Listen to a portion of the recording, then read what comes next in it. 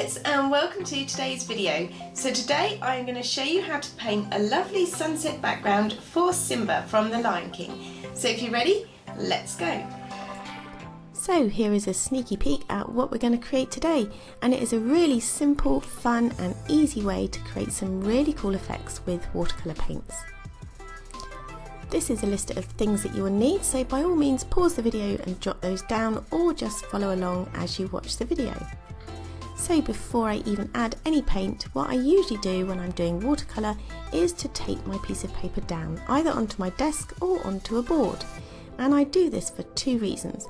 The first reason is that it helps prevent your paper from buckling or going all crinkly and wrinkled. And the second reason I do this is because I really like the effect that it gives at the end. Once your paper's dry and you unpeel that tape, you get a really nice crisp edge to your picture. So the next thing I'm going to do is to wet my paper, and I'm just going to use clean water for this. So that's before we add any colour, and I'm going to use this really broad flat paintbrush to do that. Now you don't have to have this paintbrush, you can use your own paintbrush, that's fine, but this is just a quicker way of applying the water. And I'm applying clean water to the paper first because the technique we're going to use today is the wet on wet technique. So that means we're using wet paint onto wet paper. And this is really good for sunsets and blending different colours together, because when the paint hits the paper it spreads out and mixes really nicely on that paper. So now it's time to add the paint. And of course sunsets come in all different colours, so you can choose whichever colours suit you, but I'm going for some pinks, oranges and yellows. And I'm starting at the top of my paper. And you can see it is quite wet. We don't want it too wet though, we don't want it really soggy, but you kind of want it glossy. And you can change as many colours as you like down the paper, but what I would advise is that when you're changing from one colour to another, that you slightly overlap the colours. So this will make sure that your colours blend together nicely, and you can get some really nice effects looking at how the colours mix together on the paper. And it will also stop from any lines or any gaps in between the different colour layers.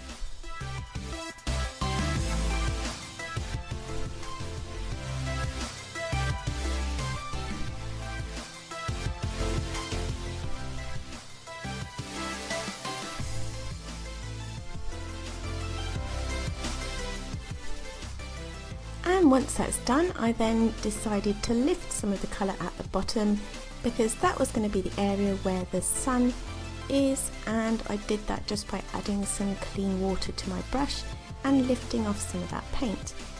I then cleaned all around the outside so any excess water is dried off. So whilst that's drying, I then went in and cut out a picture of Simba here. So I just printed it off from the computer and cut it out. But what you can also do is just get some scrapbook paper or black card and draw around him and do a silhouette picture. This is really effective against sunsets, and I thought it would be a bit of fun. But of course you don't have to do this, you can just paint or draw directly onto your sunset picture once it's dry, and you don't have to do Simba either. You could do a cityscape, or you could do a landscape, or you could do anything.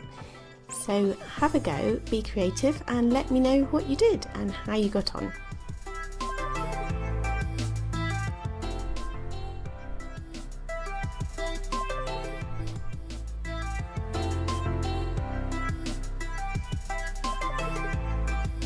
So then it was time to cut him out when I'd done this. And I'm using the technique that I did in one of my past videos about keeping your scissors still and just moving your paper around, and I find this a lot easier, and I'm far more in control of cutting out and less likely to chop off any important bits. So if you haven't seen that video, go and check it out, and I'll put a link above.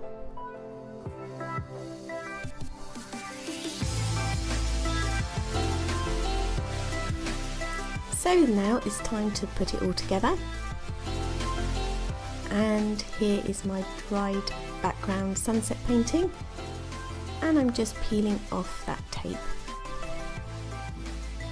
And as you can see, it's a really nice, crisp, clean effect. And it just finishes off your end result picture really nicely. So you can either put your cutout drawing or picture of Simba on the paper like that,